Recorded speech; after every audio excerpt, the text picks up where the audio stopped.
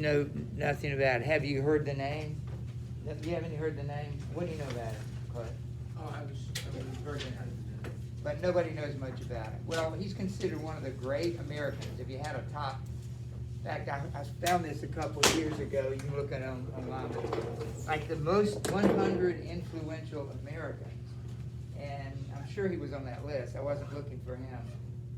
It'd be an interesting list to compile if you had the top 10 most influential Americans. I don't know if he would make that, but he is really considered one of the most important because of his thoughts. So let me give you this background. Back there.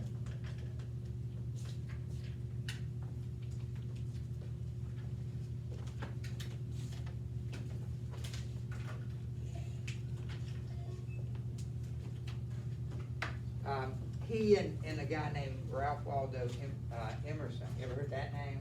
Have you done? You're going to read something else by Thoreau. Mrs. Roberts is going to do the civil disobedience essay. But those two are like linked together, so you get two for the price of one here. And so his most famous work is called Walden. I'm going to turn this around. Maybe somebody can see it.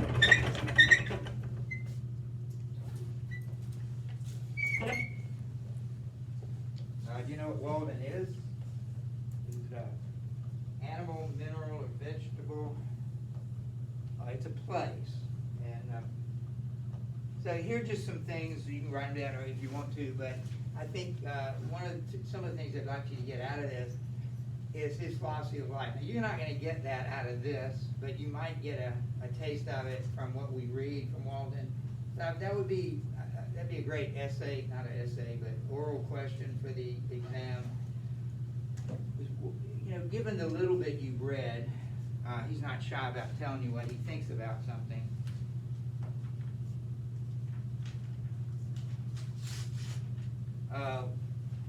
Given the little bit, what you will have read, what is his philosophy? He's famous for going to Walden Pond. It's near Concord, Massachusetts, where he basically spent all of his life. He was no recluse like Emily Dickinson, but he did travel, particularly I think after he wrote the books, he traveled. But most of his life was spent right around Concord, which is near Boston. What happened at Concord? Like something else happened at Concord. The first shots of the American Revolution. Right. So he acknowledges that, that they were famous for that battle.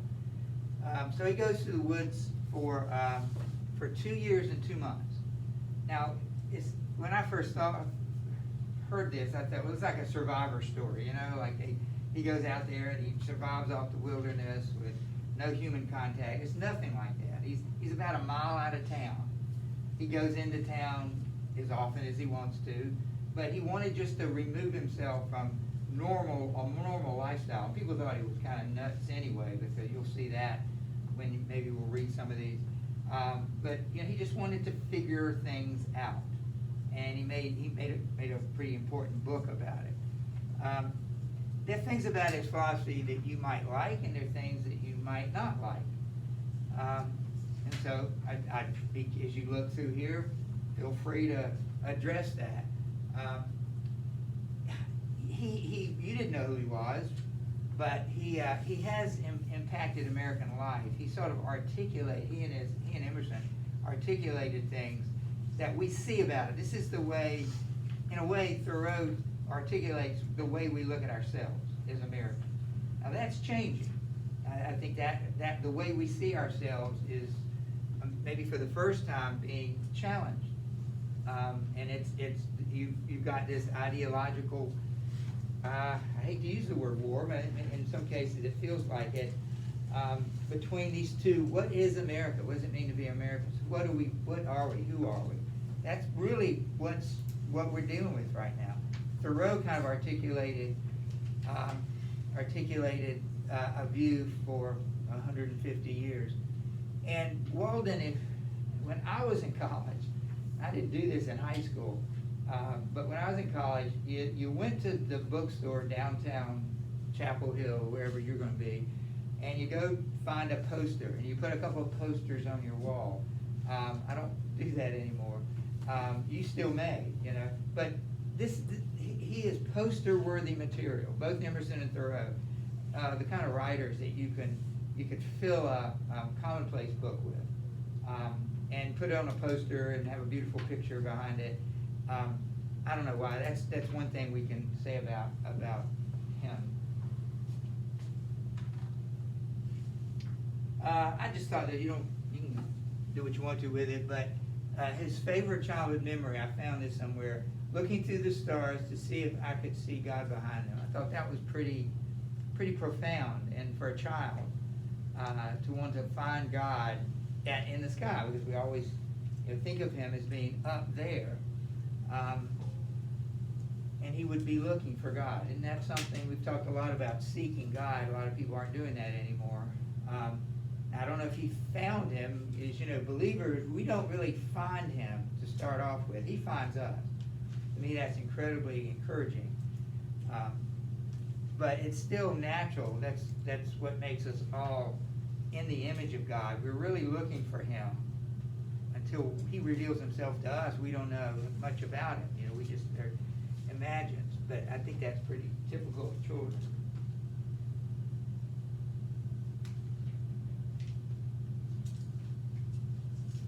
Transcendentalism, I've defined it in here.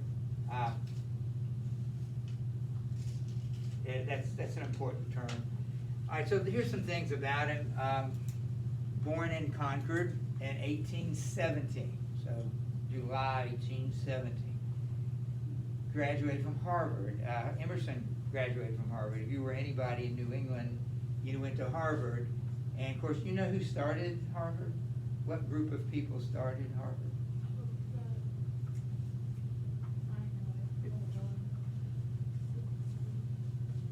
It's the Puritans. So isn't it interesting, this icon of education in America, I guess some people still consider it the top university.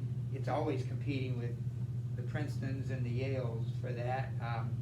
They also have a lot of money, a whole lot of money. They're never going to be hurt by any recession or anything, or by taxes. So he graduated from Harvard. And notice the kind of jobs he did. You would think with a Harvard graduate degree, you would have him there U.S. Senator, or I don't know, when thinking about scientists, I guess they weren't as prominent those days, but medical doctor, lawyer, governor, those type of things. But he took just kind of blue-collar jobs, school teaching, surveying, pencil maker. I think that's interesting. I know him for these two books. I don't know if he wrote anything else like as big as this, but he and his brother took a 2-week trip on a river, a couple rivers, and he wrote a book about it. I think he published that before he published Walden. He and Emerson, I don't know where they met or how they met, but he became a what do you call it, a renter, I guess, a house, I don't know. But anyway, he lived in Emerson's home, and lived there for 2 years, and he worked there. And so he's there, again, the two are very closely linked in ideas, and here's one way that happened. And then in 1845, he built the cabin near Walden. We're not going to read much about that. You can read it. It'll be your book. It's not very big. It's just like one small room, essentially. And it doesn't sound like, when you read it, it has very good insulation. It's pretty small. And he liked to live outdoors. He liked the outdoors to live inside the house. He talks about that. But it gets awfully cold in that area in the winter, so I'm not sure. I can't remember what he says about that. But he lives there on the land owned by Emerson. Walden is simply a pond. It's still there, of course.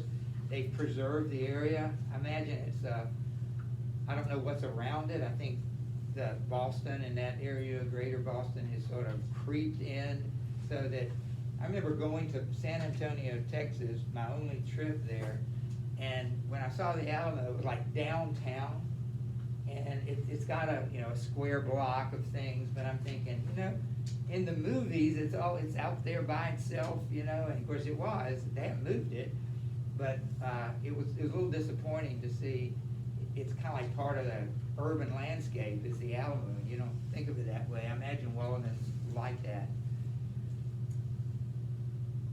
And of course, he does everything by hand. He pays as little as he can for anything. That's part of his philosophy, is to be the self-made man, that's one of those images we see of ourselves. As self-reliant, self-made men. In America, you can do anything, set your mind to it. That's what I think, that's what's under attack now. Is that true? And somebody would say it's never been true. Just read history, decide for yourself.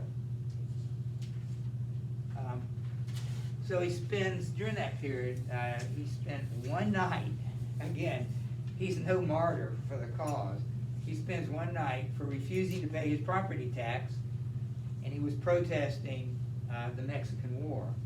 Have y'all started studying? Are you near there? It's in the Alamo was in the 30s, be the 40s. Have you started? You will study the Mexican War. Fascinating, always, because it's like the Civil War, the pre-Civil War.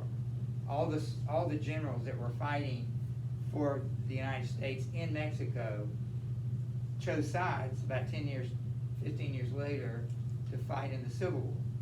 Grant was there, Lee was there, Thomas J. Jackson, Stonewall Jackson was there. All the major generals on both sides were fighting on the same side, and so it's fascinating. They were, you know, a lot of people thought this was a way to get slavery, to solve the slavery issue, just bring another slave state into the Union.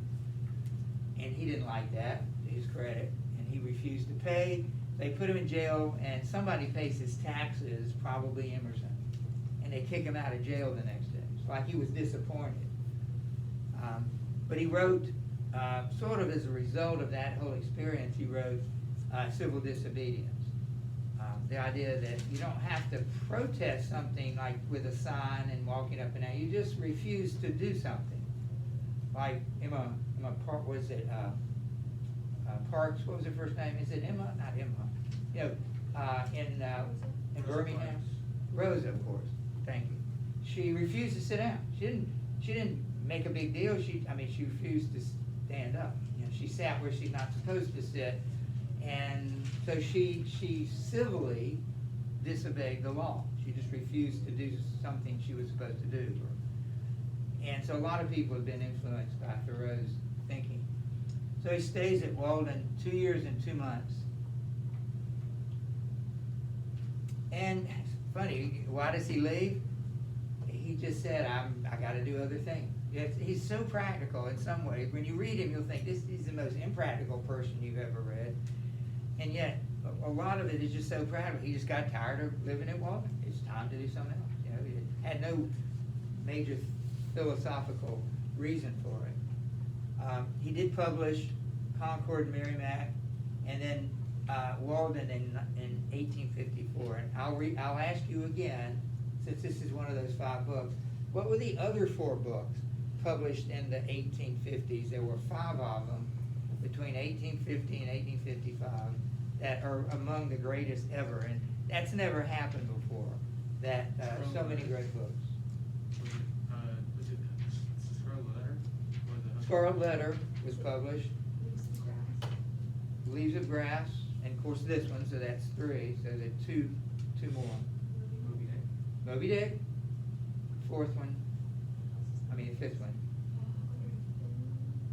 That's a little bit later. Uncle Tom's Cabin.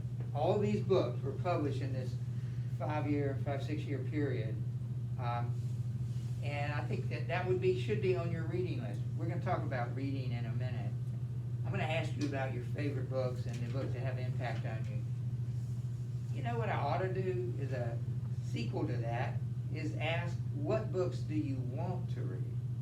That may be more important to ask than the books that you have read, because that's in the past. You know, that's over. You've accomplished that. I think you should always have a list. I do. I've had it since college.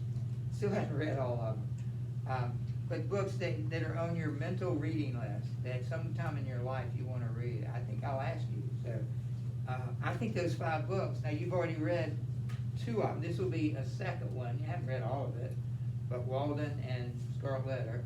Most people haven't read Moby Dick or ever will. We'll read a couple of poems from Leaves of Grass. I would really recommend Uncle Tom's Cabin. It's a big book, but it's really good.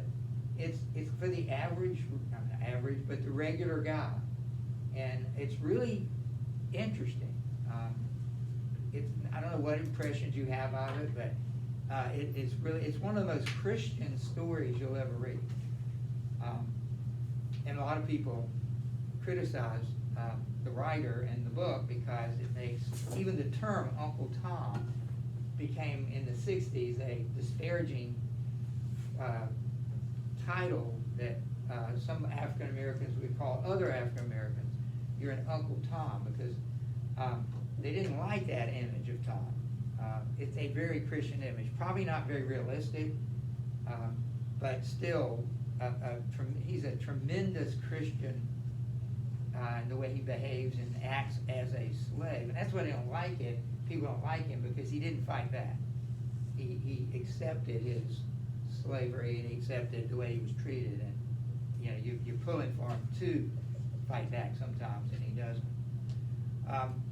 So 1862. Can you do the math? 1817, 1862. He's 49, something like that. I'm not doing the math. I'm just throwing a number out there. I think I'm right. So he's a fairly young man when he died. We do need to know a little about Emerson. This is 2 for the price of 1. So Emerson does live longer. You know, lives into his late 70s or 80, 81 maybe. 79, I guess that is. And here are the things. I think this really articulates the way Americans have always seen ourselves until maybe recently. We believe in individuality, believe in self-reliance, independence, and we do appreciate nature. These are things he wrote about, and he was a poet, he was a lecturer, he was a essayist. So neither of these guys were novelists. We've read mainly novels. Emerson did write some poetry. So you see why it's not something you would read typically in AP Lit, because they didn't write the kind of literature we're studying. He was a Harvard graduate, Harvard Divinity School. He was a Unitarian minister, and I mentioned some of the things. He was a Transcendentalist. What is a Unitarian? We still have them, although, do we? Yeah, they still call themselves Unitarians, I believe. Do you know what they believe in? Or you may know one. They're not Trinitarians.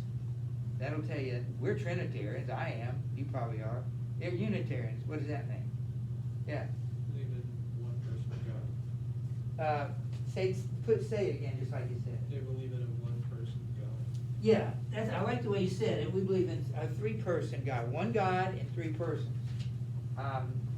If you look at some religions, and I won't mention any, but most religions, the thing that separates them, even some that may call themselves Christians, from probably what you believe, what we believe Scripture teaches, is that Jesus is not God. That's the way, that is the stumbling block. It's always Jesus.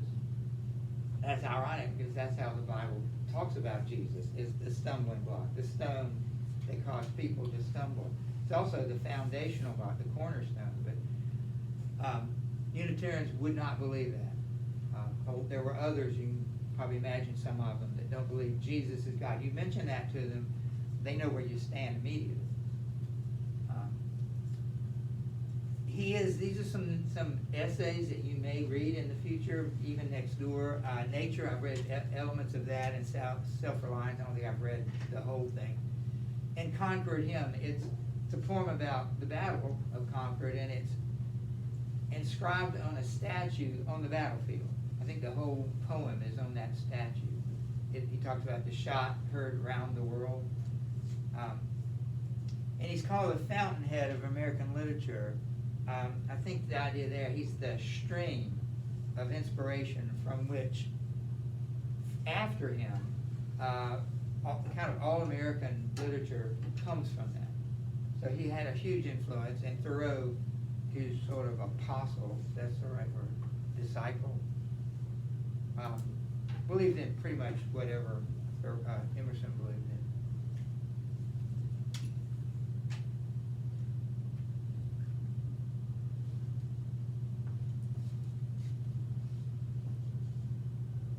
I had a roommate in college. I think his middle name was Walden. I don't know that he was, you know what you think about when you think of the name Walden. Probably not Ralph Waldo Emerson. I think there's a county up there too. Here's what transcendentalism is. Worth knowing for the safety. Maybe that'll come across. Certainly, just to be well educated. And you notice, I'm not sure we ever really define it. I mean, how do you? I'm not sure. It's really slippery. Kind of defies pinning and nailing down.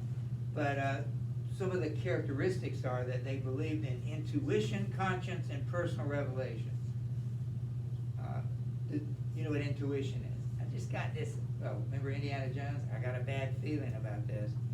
That's more than intuition. But you see, you've got, I just get this, something tells me I'm not supposed to go today. It's not based on any facts or anything, you just get this feeling. That's intuition. Of course, conscience and personal revelation rather than divine revelation. And it goes back to the Eastern religions. I think I may have mentioned when I was in college as a religion major in Chapel Hill, I studied a lot of the Eastern religions. I became a religion major because I was a Christian. That was a pretty natural thing. I think I'll be a religion major. I didn't know you had to study. It was very interesting. I wasn't swayed to become any of these, but I really enjoyed studying it. It's always good to look at other religions and to understand how what you believe is different than that. But so it does. There's a lot of Eastern religions in it, and it influenced. I don't know much about Kant. Know the name. That's about it. And then people like Coleridge apparently had an influence. As you know, we know Coleridge. I guess the reason they chose the term transcendental because they believe that inside us is something that transcends humans' experience. We kind of believe that. Every man has that God-like whole, that eternity that God put in your heart. So, anyway, God does not have to reveal truth, as we believe. Truth can be intuitively experienced directly through nature. So there's a connection with that. It's the best place to go. That's why Thoreau goes there, so that he could, being a transcendentalist, he could discover within him and in nature the truth about God. And we don't believe that. We do believe you can see God's characteristics in nature. It says that in Romans, but it's not the same. He wouldn't go to Scripture to learn about God. He would just go to nature, just contemplate things, and the God truth in you just comes out. That is not what Scripture teaches.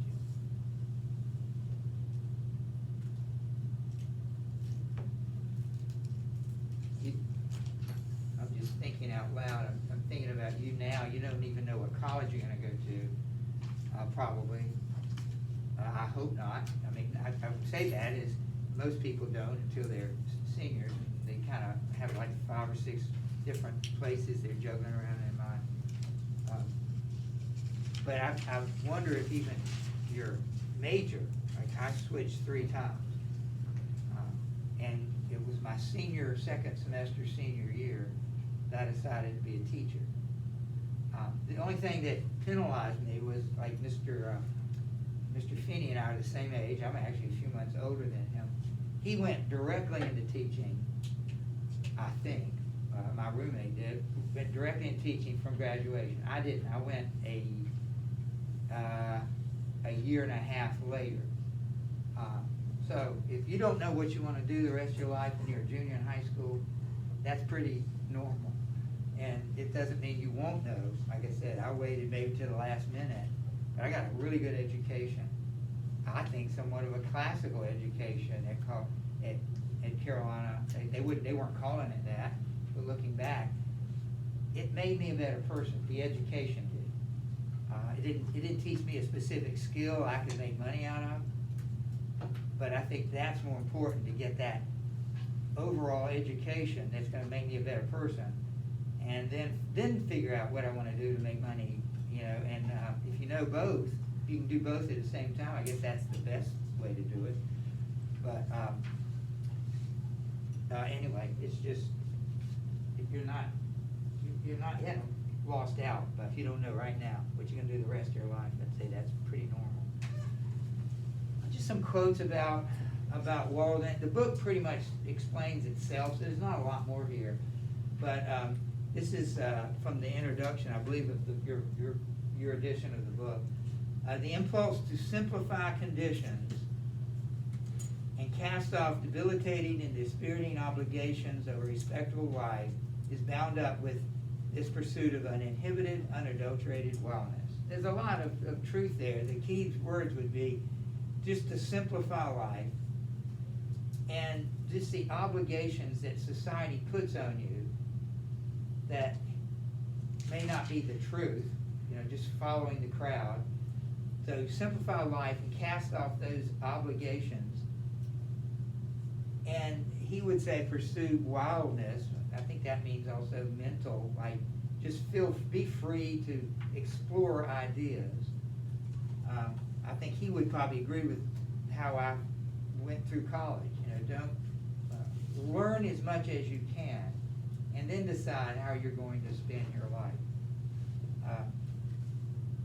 And then the second one, again, notice the word simplicity. That's very much part of his philosophy. Simplicity, calmness, quiet, these were the conditions for a moral and true life, a philosophic life. I think there's a lot of truth in that, even biblical truth about quiet and calmness. That was on the board last week from Isaiah. In proportion as he simplifies his life, he will live the license of a higher order being. So I can tell you right now, what I get out of Walden is live physically at the simplest level you possibly can. Not the big house, not the big car, not the big bank account. Simplify those until you can live off whatever, the least amount you can live off. And with the rest of your time, effort, and energy, focus on discovering truth and living a kind of a higher level life. And that's I like the sound of it, rather than pursuing things and material things. Remember Wordsworth, the world is too much with us. He would agree with that. They're both romantics, too. Don't pursue those things just for the money, just for the prestige. Minimize them so that you can live a real life, that's where he would differ from us, whatever you think a moral real life is. He wouldn't necessarily say there's a standard, which we know that there is, but he's sort of halfway there with us.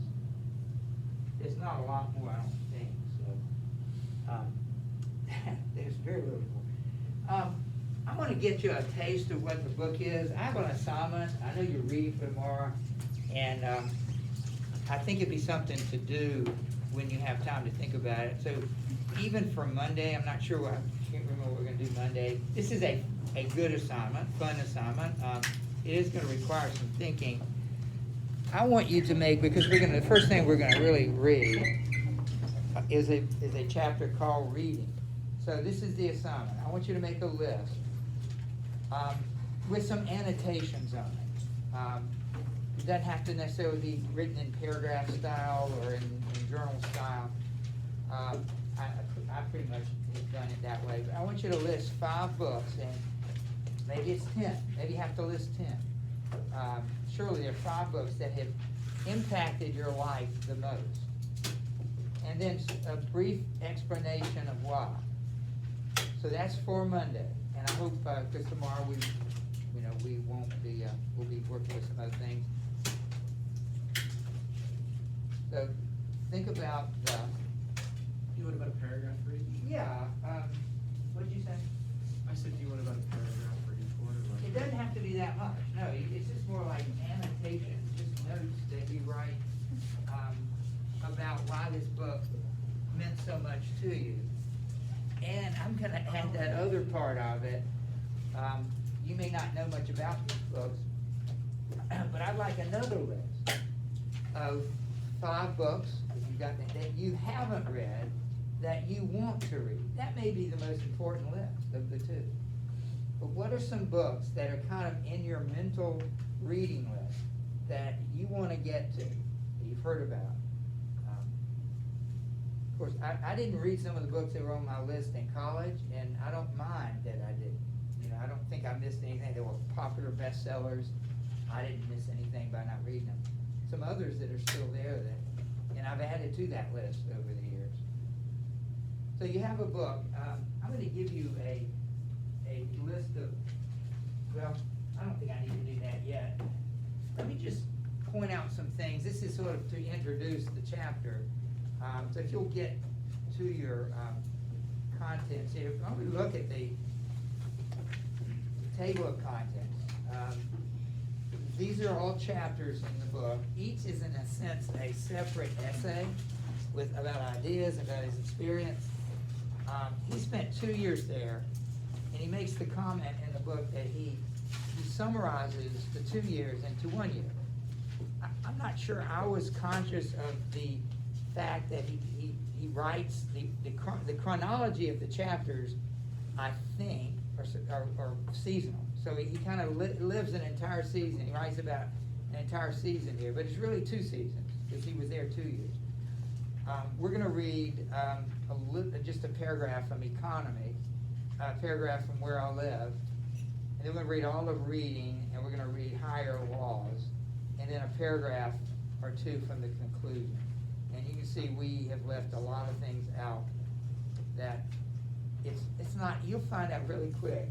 I read it year after year, the same parts we're gonna read, and I say, I don't know how they're gonna react to this, because I even still have trouble with his prose. They say he's a great prose writer, and I see what he's doing. It's a little bit frustrating. He'll go from the concrete to the abstract like that, and all of a sudden you realize he's talking symbolically or figuratively now.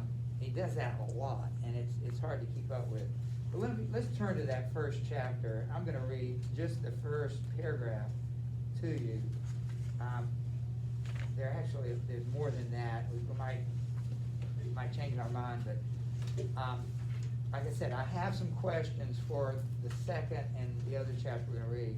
So you can make notes in your book about this. I think probably the first 2 paragraphs. It'll give you some idea. Do you know what economy is? This is a long, 75 pages, so he's not very economical with his pages, but when you use the word economy, what do you mean? Yeah. Probably efficiency. Right. I mean, most people would say, well, now you're talking about money, right? You're talking about business. You're talking about national economy and how many jobs have been lost or gained. But he's more like, he is talking about business. And that's what I like about him, because if you look at, God is a businessman. I've noticed that about him. Very practical. He invests in you and he expects a dividend. And think about all the time Jesus talked about biblical analogies, the talents being one. We talked about that, how these guys took them and some invested them and some wasted. One wasted them. So I think that analogy makes sense. But he's talking about living life economically, which means wisely and using your resources well. So he said, when I wrote the following pages, or rather the bulk of them, I lived alone in the woods, a mile from any neighbor, in a house which I had built myself. on the shore of Walden Pond in Concord, Massachusetts, and earn my living by the labor of my hands only. That's a good first sentence. I'll live there 2 years and 2 months. At present, I am a sojourner in civilized life again. I should not obtrude my affairs so much on the notice of my readers if very particular inquiries had not been made by my townsmen concerning my mode of life, which some would call impertinent, though they do not appear to me at all impertinent, but considering the circumstances, very natural and pertinent. Some have asked what I got to eat, if I did not feel lonesome, if I was not afraid, and the like. Others have been curious to learn what portion of my income I devoted to charitable purposes, and some who have large families, how many poor children I maintain. I will therefore ask those of my readers who feel no particular interest in me to pardon me if I undertake to answer some of these questions in this book. In most books, the I, or first person, is omitted. In this, it will be retained. That, in respect to egotism, is the main difference. We commonly do not remember that it is, after all, always the first person that is speaking. I should not talk so much about myself if there were anybody else whom I knew as well. I always underline that as pretty, it's pretty practical. Why does he talk about himself? Because that's the person he knows better than anybody else. Unfortunately, I am confined to this theme by the narrowness of my experience. Moreover, I, on my side, require of every writer, first and last, a simple and sincere account of his own life, and not merely what he has heard of other men's lives. Some such account as he would send to his kindred from a distant land. For if he has lived sincerely, it must have been a distant land to me. Perhaps these pages are more particularly addressed to poor students. As for the rest of my readers, they will accept some portions as applied to them. I trust that none will stretch the seams in putting on the coat, for it may do good service for him whom it fits. It's that kind of just talking in metaphors and just skipping from clear to, okay, what is he talking now? He's talking about a coat. You'd have to get used to that. There's more here I could say. He makes this really good statement. I'm going to read it on the next page, so you can just kind of flip. He says, I have traveled, it's 3 lines from the top. This would be one worth underlining. I have traveled a good deal in Concord, and everywhere in shops and offices and fields, the inhabitants have appeared to me to be doing penance in 1,000 remarkable ways. What do you think he means by that? The first chapter is economy, so he really looks at how people and how he decided to make a living, which he admits, that does come first. You can't enjoy reading, you can't enjoy philosophizing unless you've taken care of your basic needs. So he looks around and he sees people at work. What does he mean when he says these inhabitants have appeared to me to be doing penance in 1,000 remarkable ways? Yeah, Lily. Kind of like the average man is a slave under his own job. Yes, very good. And because penance is what? What is penance? Roman Catholics would know that. They still use that terminology. Remember Dimsdale? There was a statement in the book that says, of penance he had much, but of penitence he had none. Did you look at the difference between those two words? Do you remember what they were? Penitence is true sorrow at what you've done, true regret. Penance is simply doing something to make up for it. So why these people, what would it look like if someone working looked like they were a slave or looked like they were doing penance? It's almost like a prison sentence is penance. You hurt somebody, you got to pay that back. You got to pay your debt to society. What does it look like when people don't enjoy their work? You ever seen people that don't enjoy it? Lily? They kind of look like robots, just doing what they've been told, not really doing it. Okay, maybe they're not smiling. Maybe they're not pleasant people. What does it look like when people enjoy their work? Have you ever seen people working? Yeah. Yeah, like a lot of positivity and a lot more work is getting done. 'Cause everybody will get- Now that's interesting, that if you enjoy it, you're gonna actually be more productive than if not. I mean, I watch these guys working on Horseman Creek, coming in every morning, and for some reason, I get this feeling they're glad to be there. I mean, they're sometimes, particularly at 7:30 or whatever it is, they're hanging around talking, they've just pulled up. When I see them working out front, I don't know, they don't act like they don't like it. It's hard work, it's hot in the summer, cold in the winter, but they seem to enjoy, they're focused. They don't seem to not enjoy it. Have you ever done a job that you hated? And have you ever done a job that I mean, it was work. We're talking about, it was definitely work. You're getting paid for it, and it took some effort. Can you remember that? I've done both, and it's much better to enjoy it than to not enjoy it. Well, he goes on for the rest of this chapter to talk about what are those basic needs, and I'm going to show you where he says that, because it's interesting. I'm going to have to flip through here to find it. The basic needs are, I'll tell you what okay, it's page 14, it's not that far. The middle paragraph.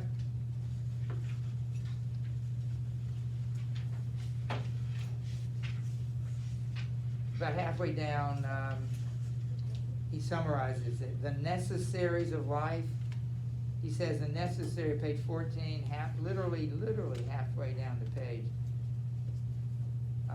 The necessaries of life for man in this climate may accurately enough be distributed under the several heads: food, shelter, clothing, and fuel.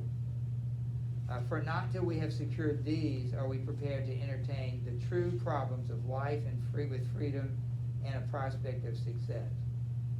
So if you had to, again, these are the just absolute necessaries to maintain yourself physically.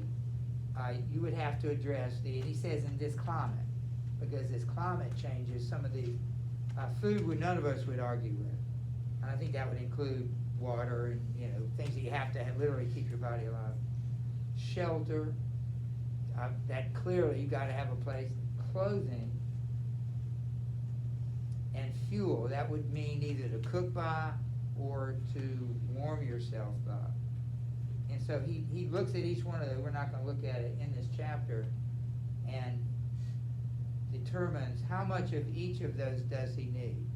And he basically is saying anything else is unnecessary. So one of the first things that he challenges us to think about is, and we just have time maybe to just briefly talk about it, but what could you get rid of? I mean, beyond you cannot get rid of school, I don't think you want to. This is a key to your future. But what things in your personal life are accessories, are not necessary, they're probably more of a distraction than a necessary? What things, if you look at it, could you literally get rid of and your life would probably be better? There's some things at your age you don't have a choice, but there are things you have a choice over. I know the first thing you're thinking about, because it always is. I don't know if you think your cell phone that's always one on that list. Is it absolutely necessary? Is it more of a distraction? Could you live without it? Are there other ways to get the same things? But think about other things that you could probably get rid of. We would have said things like TV, it'd just be entertaining things. I don't need to be that's not a necessary of life. It's worth contemplating what that might be. So that's essentially the first chapter. So we're going to turn to page 81. We don't have time to start it, but maybe Monday we can focus on it. We don't have not that much to read, so we really need just a couple to 3 class periods to get the essence. So we're going to start on 81 next week, and you're going to bring Monday that list of books, and that could take an entire period. I remember the summer reading that you wrote that essay about, we spent a good part of a period, if not the whole period, inviting, and I thought, this is great, you know, that you care that much about reading. But I would, again, like to hear from you on Monday, what books have changed your life, but I also want to hear what's on your list. What are some books you've never read